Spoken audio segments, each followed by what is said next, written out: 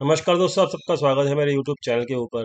दोस्तों, हमने last video के अंदर चर्चा किया था यहाँ पे कि मार्केट में अंदर एफआईज जो है वो बाय ऑन डिप कर रहे हैं मार्केट के अंदर, और इस वक्त मार्केट में एफआईज बुलिश बैठे हुए हैं।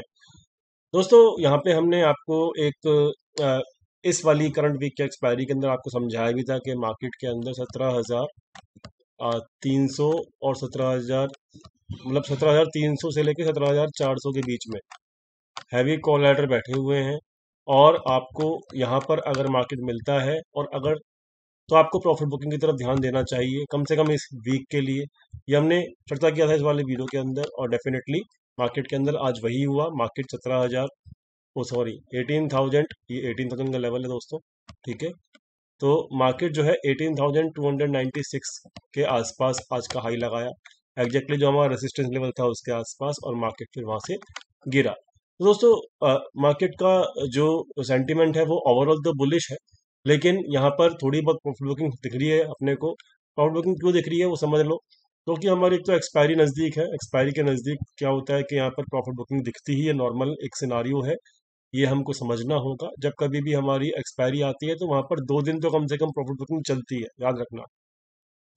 मैं आपको समझा भी देता हूँ, जैसे कि ये 2 दिन प्रॉफिट बुकिंग चली, ये 2 दिन प्रॉफिट बुकिंग चली, ठीक है। तो इस तरीके से दो दो ये 2 दिन प्रॉफिट बुकिंग चली।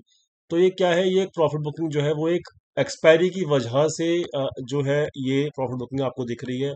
ये आज की प्रॉफिट बुकिंग की पहली कैंडल थी, और हो सकता है कल भी इस तरीके की एक और कैंडल मिले आपको, प्रॉफिट बुकिंग कैंडल, ठीक है। लेकिन ये केवल और केवल एक्सपायरी की वजह से मुझे ऐसा लगता है, क्योंकि एफआईआई लोग अभी भी इक्विटी के अंदर बाइंग कर रहे हैं, और ये चीज एक मार्केट के लिए पॉजिटिव है। जब तक वो इक्विटी में बाइंग करते रहेंगे तब तक मार्केट में नीचे की गिरावट को बहुत ज़्यादा एक्सपेक्ट करना वो एक बेईमानी होगी, ठीक है। तो ओवरऑल मैं आपको अभी दिखा देता हूँ कि सिचुएशन क्या है क्या नहीं। डाटा पॉइंट्स चेक कर लेते हैं फटाफट से।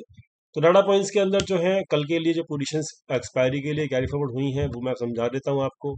प्रोप्राइटर की कॉल राइटिंग कैरी फॉरवर्ड हुई है, पुट बाइंग कैरी फॉरवर्ड हुई है। ये पुट बाइंग मेरे ख्याल से हैजिंग पोजीशंस हैं, जो इक्विटी में बाइंग की जा रही है उसके अगेंस्ट में एफआईआईज के द्वारा। और ये डीआईज जो है ये भी पुट बाइंग जो है हैजिंग पोजीशंस है। तो मेन पोजीशंस जो है वो है कॉल राइटर जो प्रोप्राइटर की है, और जो रिटेलर्स ने किया है पोजीशंस कल के लिए कैरी फॉरवर्ड वो है कॉल बाइंग। तो यानी कि कल एक डिप आना तय है। क्यों? क्योंकि इनको लॉस होना ही होता है रिटेलर्स को। तो इनका लॉस तभी होगा जब मार्केट में एक डिप आएगा, ठीक है। ओवरऑल जो ज़्यादा हैवी पोजीशंस यहाँ पर किसी की भी नहीं है ऑप्शंस में। आजकल ज़्यादा ऑप्शन में पोजीशंस बन भी नहीं रही हैं, ठीक है। ये काफ़ी इस हफ्ते में पहली बार ऑप्शन में पोजीशन बनी है, जो कि मैं आपको आज दिखाया, और 2 दिन से मैंने डाटा आपको दिखाया नहीं था इसलिए, क्योंकि वहाँ पे पोजीशंस कुछ बन नहीं रही थी। आप देख सकते हो ट्रैकर के अंदर भी जो पोजीशंस हैं वो लास्ट पोजीशंस एफआईएस की 2 तारीख के आसपास ही बनी थी, 3 तारीख के आसपास बनी थी, सॉरी। और जब से कोई पोजीशन बनी भी नहीं है। जो बियरिश पोजीशंस हैं उसका एवरेज जो है मार्केट के अंदर 18,100 के आसपास है एफआईआईस का, और जो बुलिश पोजीशन है उसका एवरेज है 17,525 के आसपास।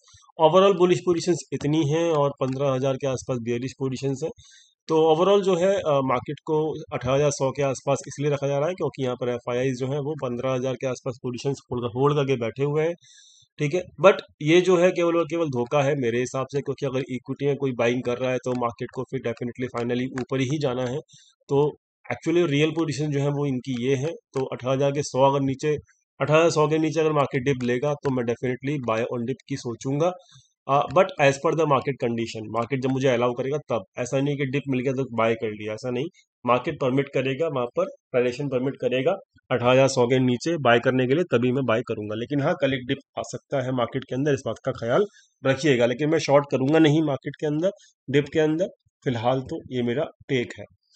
बात करते हैं ओवरऑल ऑप्शन चेन की। तो ऑप्शन चेन भी मैं आपको समझा देता हूँ। ऑप्शन चेन मुझे जो दिख रही है एफआईआईज और प्रोप्राइटर्स जो मेनली कॉलराइटिंग गा रहे हैं वो लोग कौन है। प्रोप्राइटर जो मेन है वो कॉलराइटिंग गए हैं, वो है 18,200 की जो कॉल राइटिंग हुई है बहुत हैवीली हुई है।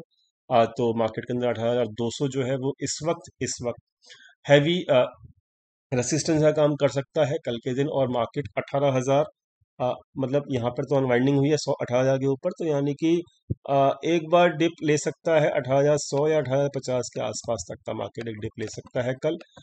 मॉर्निंग में ले या आफ्टरनून में ले, इस बात को ख्याल रखिएगा। लेकिन हाँ 18,000 एक अच्छा खासा सपोर्ट है, इस बात का भी ख्याल रखिएगा। मंथली और वीकली दोनों ऑप्शन चेन के अंदर तो मार्केट में एक डिप कैंडल बनी, फिर एक डिप कैंडल बनी, दो डिप कैंडल के बाद फिर मार्केट अपना जो है ट्रेंड जो है वो कंटिन्यू कर सकता है। लेकिन कल के दिन एक डिप बनता है एज पर द डाटा। अब वो आएगा या नहीं आएगा वो हम कल देखेंगे। ठीक है, तो मार्केट की एनालिसिस आपको समझ में आ गई होगी। बात करते हैं बैंक निफ्टी। बैंक निफ्टी जो है वो कंसोलिडेशन बहुत हैवीली हो रहा है बैंक निफ्टी के अंदर, और बहुत काफ़ी दिनों से हो रहा है। और फाइनली बैंक निफ्टी के अंदर जो आप देखेंगे कि यहाँ पे कंसोलिडेशन होने के बाद मार्केट एक तरीके से ऊपर की तरफ ही जर्नी तय कर रहा है। लेकिन अभी क्या है, मतलब ऊपर ना रेसिस्टेंस जो है वो कोलैटर इस हफ्ते जो है छोड़ नहीं रहे।